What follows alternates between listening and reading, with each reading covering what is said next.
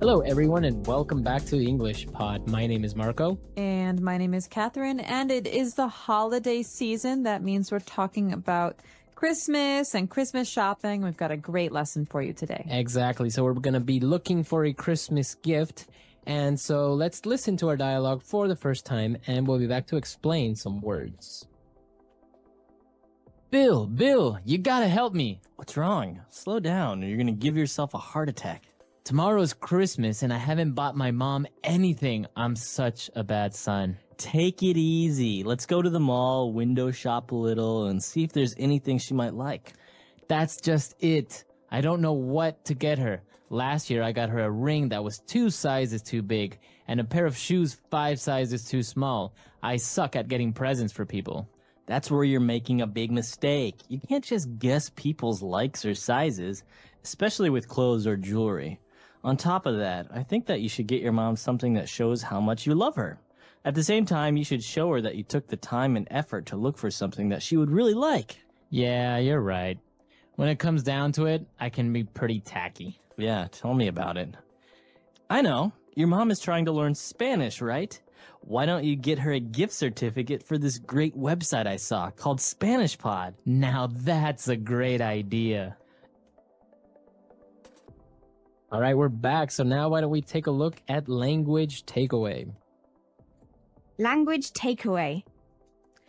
Okay, so there are a lot of interesting words in this dialogue. Some of them have to do with Christmas and some of them have to do with shopping. So this first one has to do with neither. It's actually a phrase. It's a medical term. Right. He talked about a heart attack. Okay, so you know what a heart is, but a heart attack is when there's no more blood going into your heart and your heart stops beating. Okay. Very, very dangerous situation. So the person actually said this because the other guy was like, Bill, you gotta help me. He was all very excited. So he's like, whoa, slow down or you're gonna give yourself a heart attack. So it's not literal, right? Yeah, it's not a real heart attack. He's saying, calm down. Calm down. Okay. All right. And well, he was very upset because he hadn't bought a gift. And he said, I suck at getting presents for people. I suck at getting presents for people. Well, suck is not a very polite word. My mom used to get angry at me when I used it, but it's a way to say that I'm very, very bad at doing something. Okay. Right. So I suck at playing tennis. All right. Or you could say, I suck at math. All right. But again, this is not something you should use on a test or in an essay because it's very spoken colloquial English. Right. Exactly. And this other word is actually okay to use. And when you're talking about presents or you're talking about decorations, you say something is tacky. Okay, well, if you call something tacky, this is an adjective, so something is tacky, it's really a matter of opinion. Right. Okay, so I think this is tacky, but you don't. Maybe that's a problem. So let me give you an example of tacky. I think that clothing with lots of bows and glitter and shiny things are very tacky. Okay, so it's something that you don't really like or you think that is a little bit strange. That's right. So as you say, it's an opinion because you think that clothes with bows and teddy bears on it is tacky. Well, somebody else can think, no, it's cute. It's nice. Exactly. You know, you can also describe things that people do as being tacky. So for example, he gave me a present, but he left the price on it. Oh, That's so tacky. Right, that is tacky. All right, so the word is tacky. And moving on, we talked about a gift certificate. You should get your mom a gift certificate. Well, a gift certificate is a very popular form of gift giving now. You know what a gift is, but a certificate is a piece of paper. Okay, so you could have a birth certificate, for example. It says when you were born, where you were born. But in this case, a gift certificate is a piece of paper that you give someone to say, you have this much money to spend at this store. So I could give my mom a gift certificate for a bookstore for $50, and she can go with this piece of paper and spend $50 for free. Okay. Because I already paid. Yeah, so it's kind of a very popular thing to do because sometimes, as in the dialogue, you don't know the person's size or you don't know if they like this color. So you're just like, look, here's, a gift certificate for $100. Go to the store that I know you really like and get yourself whatever you want, something nice. Exactly. But it's less tacky than giving that person cash, right? Right. Cash is considered a tacky gift. Yeah. I'm not really sure why. It just is. It's a social custom, but very popular right now are these gift certificates or even gift cards. They look like Right. credit cards. Very good. All right, so why don't we listen to our dialogue again, and we'll return shortly to take a look at Fluency Builder. Bill, you gotta help me. What's wrong? Slow down, or you're gonna give yourself a heart attack. Tomorrow's Christmas, and I haven't bought my mom anything. I'm such a bad son. Take it easy. Let's go to the mall, window shop a little, and see if there's anything she might like. That's just it. I don't know what to get her. Last year, I got her a ring that was 2 sizes too big, and a pair of shoes 5 sizes too small. I suck at getting presents for people. That's where you're making a big mistake. You can't just guess people's likes or sizes, especially with clothes or jewelry. On top of that, I think that you should get your mom something that shows how much you love her. At the same time, you should show her that you took the time and effort to look for something that she would really like. Yeah, you're right. When it comes down to it, I can be pretty tacky. Yeah, tell me about it. I know. Your mom is trying to learn Spanish, right? Why don't you get her a gift certificate for this great website I saw called Spanish Pod? Now that's a great idea.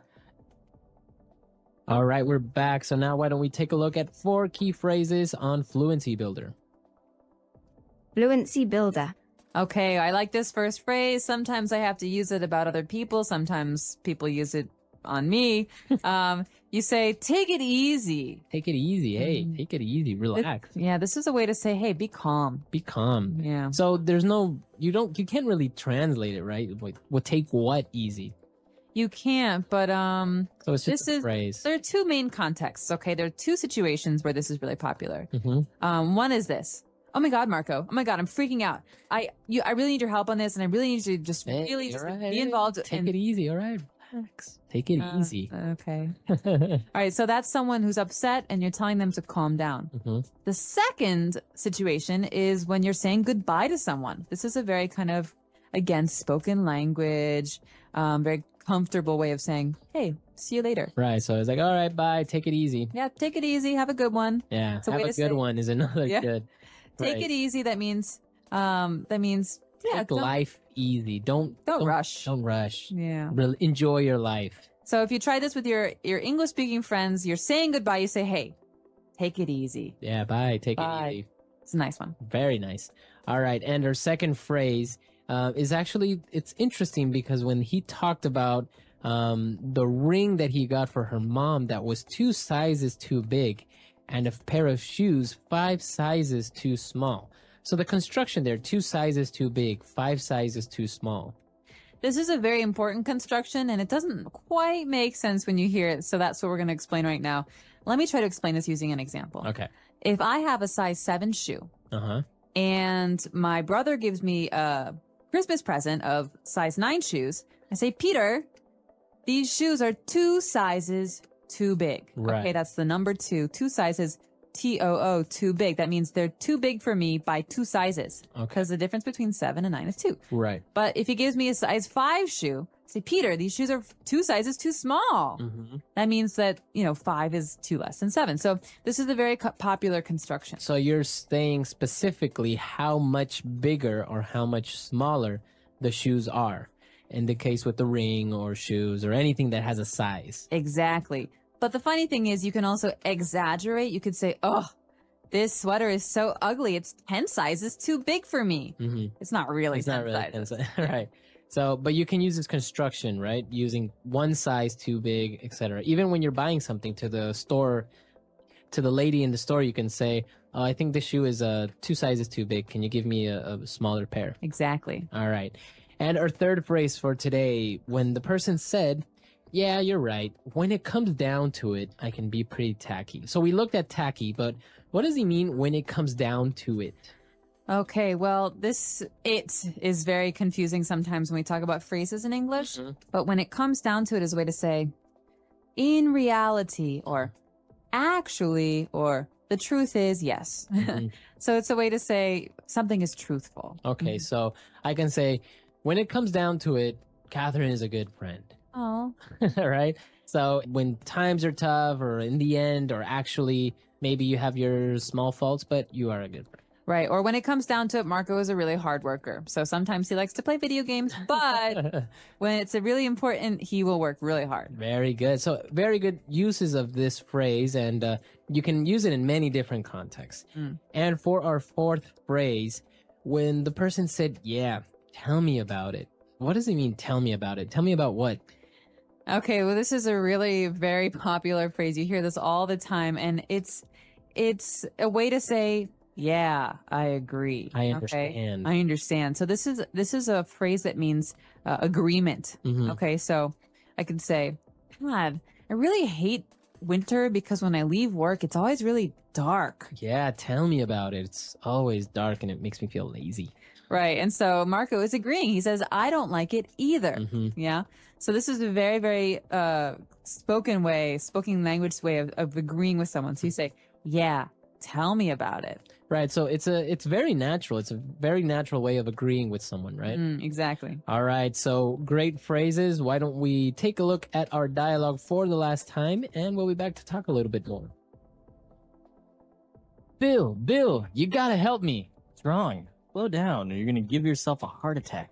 Tomorrow's Christmas and I haven't bought my mom anything. I'm such a bad son. Take it easy. Let's go to the mall, window shop a little, and see if there's anything she might like. That's just it. I don't know what to get her. Last year I got her a ring that was 2 sizes too big and a pair of shoes 5 sizes too small. I suck at getting presents for people. That's where you're making a big mistake. You can't just guess people's likes or sizes, especially with clothes or jewelry. On top of that, I think that you should get your mom something that shows how much you love her. At the same time, you should show her that you took the time and effort to look for something that she would really like. Yeah, you're right. When it comes down to it, I can be pretty tacky. Yeah, tell me about it. I know. Your mom is trying to learn Spanish, right? Why don't you get her a gift certificate for this great website I saw called Spanish Pod? Now that's a great idea. All right, great. So now that the all right, so as we said, gift certificates are a good idea, but what else do you like to give as Christmas presents? Personally, I like things that people really think about and spend their time doing or making. So I like, for example, my mom is a beautiful quilter. She makes these big blankets and quilts them. And sometimes she even quilts names of people and stuff. And so those are really wonderful gifts because they're, the person thinks about you and who you are and what you want. And so I like to be able to give gifts like that, but I'm not necessarily that creative.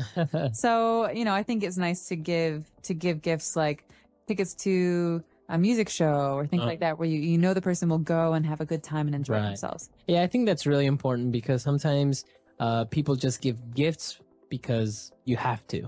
But Stuff. like stuff, and you're like, oh, great, a tie. It's like kind of impersonal. Yeah. At the same time, if your dad or your boyfriend or somebody loves ties and has 50 of them, and you get them another one that's really interesting or unique, then great, But it is good to take the time to get somebody something they really like or they would really use or enjoy.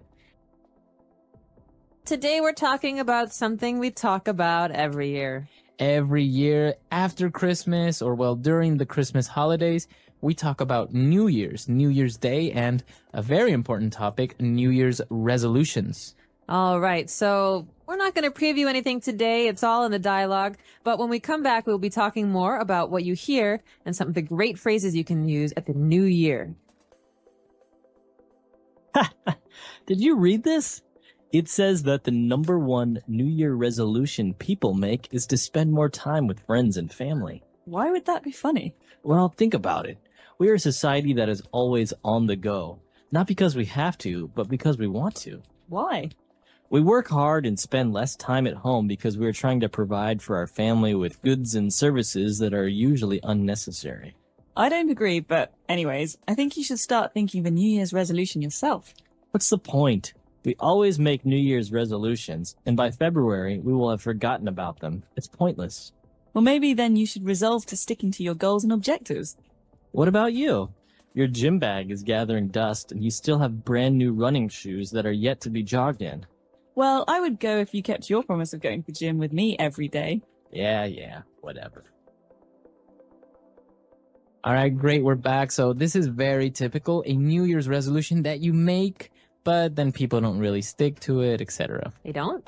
Usually they don't. All right, but you're probably wondering what is a New Year's resolution. So why don't we take a look at this word and many more on Language Takeaway.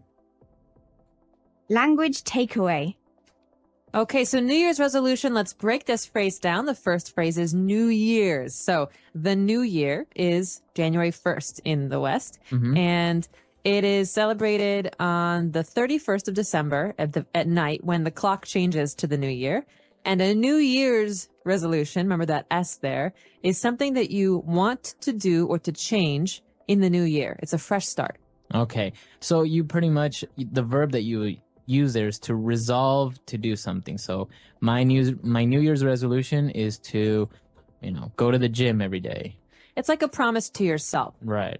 So, and this is very common, right, among Americans. They try because it's a new year, it's a fresh start, so they want to start doing something great. Exactly. We can talk about this at the end, but a lot of companies try to use this to sell Americans stupid things. So All right. We'll get there in a minute. But the two people in this dialogue are talking about the idea of spending more time with friends and family. And the other person says, well, sometimes it's hard to do that because you have to provide your family with goods and services. All right. This phrase goods and services is very common, especially in economics and sociology. So what does this mean? And they go together, right?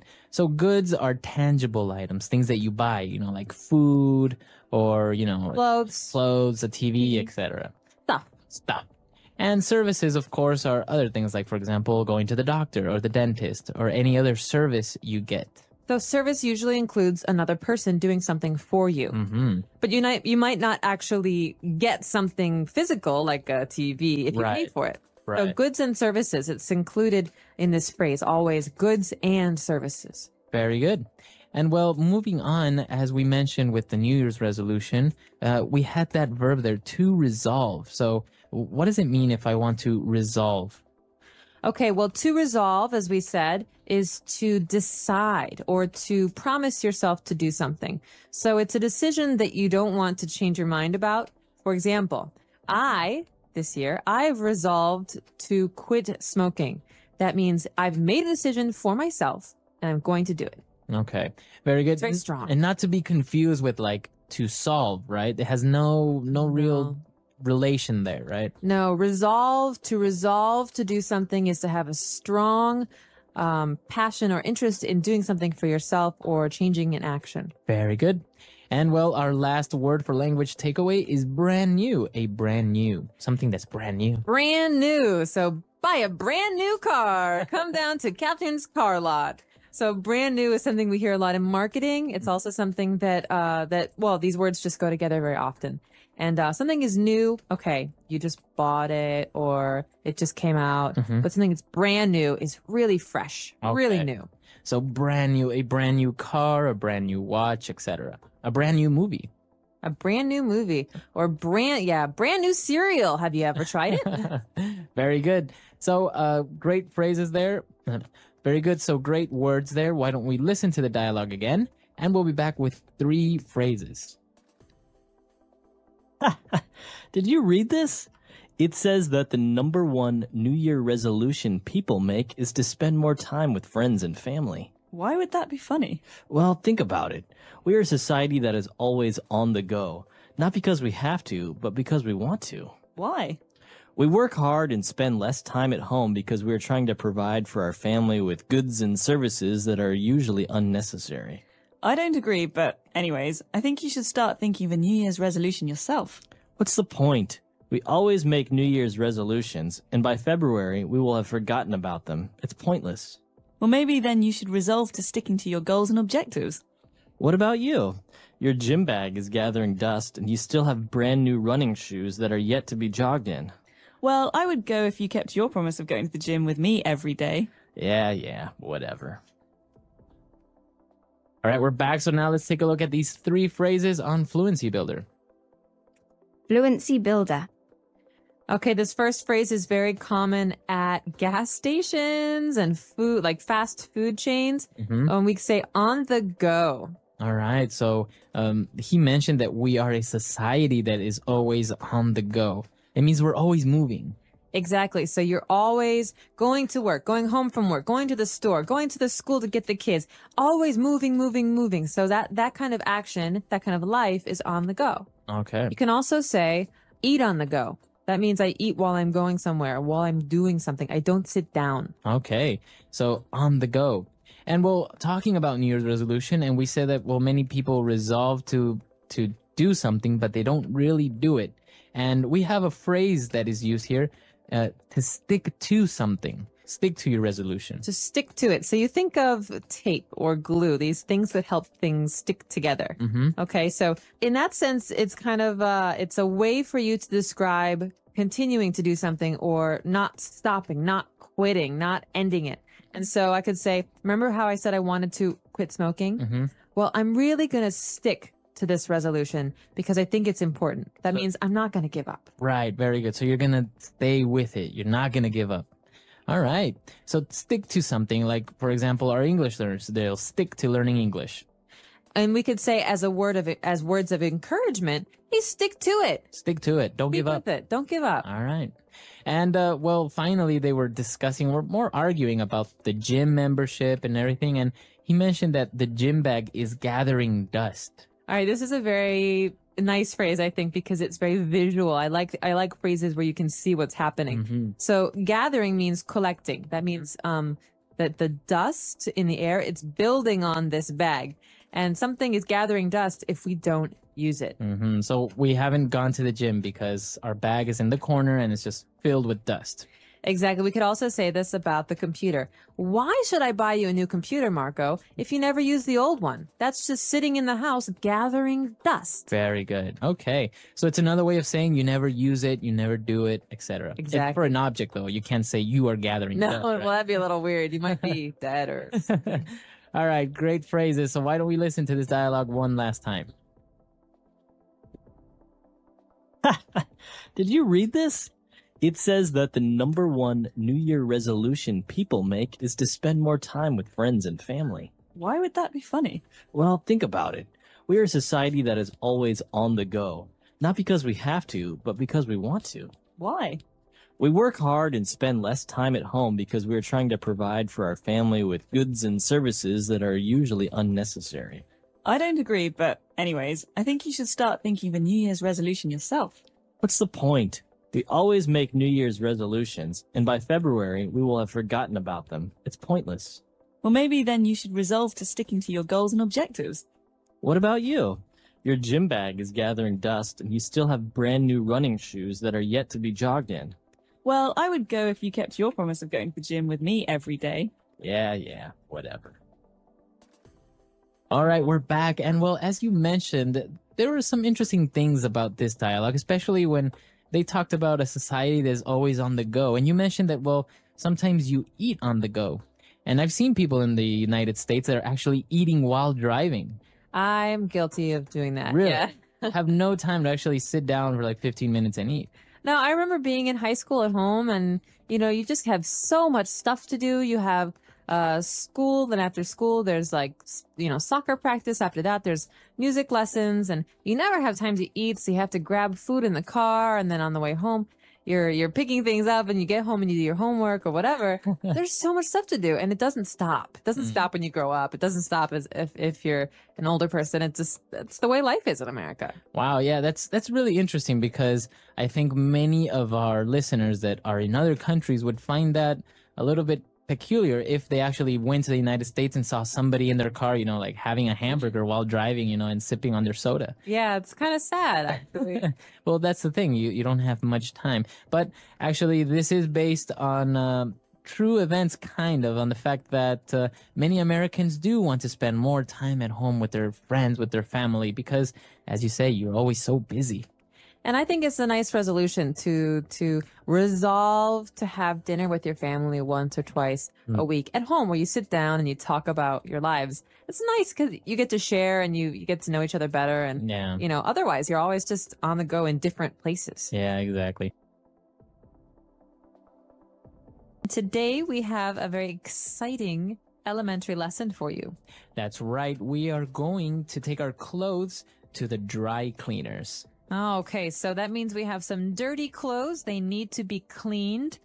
Let's listen to this dialogue one time, and when we come back, we'll be talking about the words and phrases that you hear in it. Thank God you were open. I have an emergency. Hello, Mr. Henderson. What can I do for you? I need this dress and this suit dry cleaned ASAP. Okay, I can have it ready by the end of the week. No, you don't understand. I need this tomorrow morning. I accidentally spilled beer all over my wife's dress, and we have a wedding to attend tomorrow. She's gonna kill me. Okay, I can have it ready tomorrow afternoon, but this suit is also very stained. I can't guarantee we can remove it completely. Fine. Can you also iron and starch this shirt? Certainly. Great. This is our secret. If you see my wife, say nothing to her about this. All right, we're back. So now there are probably a couple of words that you didn't understand. So why don't we look at those now in language takeaway? Language takeaway. Marco, you already told our listeners about one phrase, to dry clean. So dry cleaned. All right, so that's when you take your clothes to a professional who doesn't only wash them, right? You don't just put water and soap on it. They actually put some special chemicals and use special machines to get very hard to remove stains from it. Exactly. And so this is often what we use when we clean coats or fancy shirts and dresses, because you don't want to clean those yourself. Right, you can't put those in the washing machine. No. So this is the dry cleaner. That's the name of the place. And the action, what they do is they dry clean clothes. Okay, very good. All right, well, I mentioned that we take them to the dry cleaners because we want to remove stains. Okay, so a stain is a mark or some color that does not come off, does not go away. All right, so for example, sometimes you can have a wine stain. Ooh, wine stains are the worst. They're red and they never come off. Or blood stain. Or blood stain. Ooh. Right, so a stain is a noun, but you can also use it as an adjective. My shirt is stained. Okay, so it's stained. My pants are stained and I can't wear them again. Again, now you can also use it as a verb. I stained my pants. All right. So it's a verb, it's a noun, and an adjective all in one. Easy to remember. Well, there's another word that's, related to this word.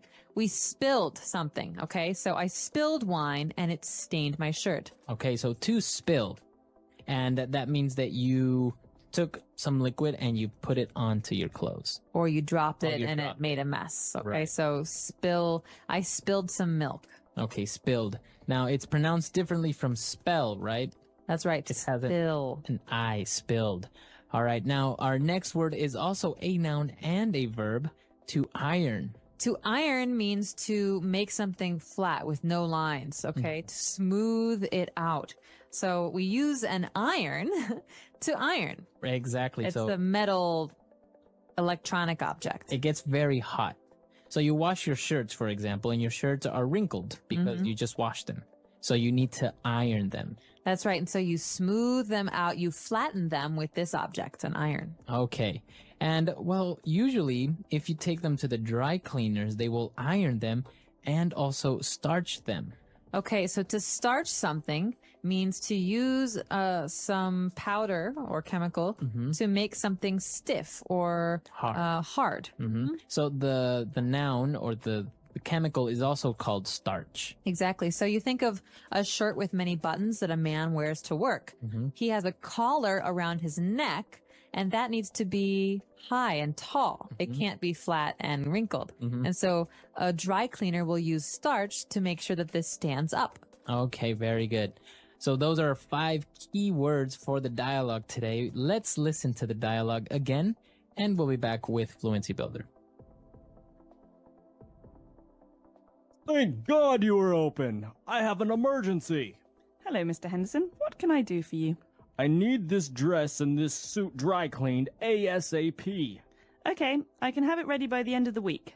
No, you don't understand. I need this tomorrow morning. I accidentally spilled beer all over my wife's dress, and we have a wedding to attend tomorrow. She's gonna kill me. Okay, I can have it ready tomorrow afternoon, but this suit is also very stained. I can't guarantee we can remove it completely. Fine. Can you also iron and starch this shirt? Certainly. Great. This is our secret. If you see my wife, say nothing to her about this.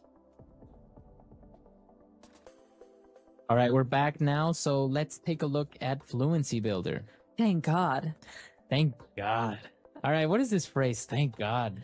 Okay, this is a phrase we use in English to say that we're happy about something or that we're relieved. Okay. So maybe I'm nervous that the mail isn't going to come today. And then the mail comes and I say, "Oh, thank God. The mail came." Yeah. Okay. I'm happy. I was hoping it would come. So you're relieved. Mm-hmm. Thank God. Now, is it? We are using the word there, God, but it doesn't really have a like a religious connotation that much, right? Not anymore. No. It's usually just a phrase. Exactly. Okay. Now, what about this acronym ASAP or ASAP? ASAP. So as soon as possible. Okay. It's an acronym. So the first letter comes from the word. It means as soon as possible, very quickly, right away. You always hear that in an office setting as well. I need those papers ASAP. I need those reports ASAP. Exactly. So you can say it either way, ASAP or ASAP, and it means immediately. Okay. And he said that he needed the suit ASAP, and he said, I can have it ready by the end of the week. Okay, so that might not be fast enough for the client, for the person here who has the stain, but the end of the week is a very, very useful phrase because it means that maybe today's Monday or Tuesday, by Friday or Saturday, we'll have this ready for you. Okay. Because we think of the end of the week as Friday, maybe Thursday, Friday. So I can say the end of the week or the end of the day. Exactly, the end of the month. Or the end of the year. Exactly. So the end of is usually the last time. So okay. Thank goodness it's the end of the week. I'm ready for my weekend. Very good. Okay. So great phrases there as well. Let's listen to the dialogue for the last time. Thank God you were open. I have an emergency. Hello, Mr. Henderson. What can I do for you? I need this dress and this suit dry cleaned ASAP. Okay, I can have it ready by the end of the week. No, you don't understand. I need this tomorrow morning. I accidentally spilled beer all over my wife's dress, and we have a wedding to attend tomorrow. She's gonna kill me. Okay, I can have it ready tomorrow afternoon, but this suit is also very stained. I can't guarantee we can remove it completely. Fine. Can you also iron and starch this shirt? Certainly. Great. This is our secret. If you see my wife, say nothing to her about this. All right, we're back. So now, dry cleaning, ironing. Are you good at this, or do you get a lot of your clothes dry cleaned? I'm pretty good at this, actually. I don't like to wash clothes. I get really bored with the washing machine, but I actually really like ironing. Really? Yeah, I find it very relaxing. Really? Mm-hmm. I usually find it very frustrating. Really? Why is that? Because I can't really iron well because I start on one side and I'm getting all the lines out and then the other side gets wrinkled or lines appear where I don't want them to appear. It's very frustrating for me. It is frustrating. It takes some practice. My suggestion is to use the spritzer. In the iron, there's some water that can come out like that. Mm. Well, if you spray the water, it makes the lines go out for longer. Ah. Right? Because if you iron over that, it's more permanent. I've also seen some sprays sometimes that you can spray your clothes with some special chemical that's not actually starch, but it helps remove the wrinkles quicker. Exactly. I don't use that. I use water generally, but they're all available. All right. So that's all the time we have for today. If you have any questions or comments, you can visit our comment section on englishpod.com, and we'll see you guys there. Bye, everyone. Bye.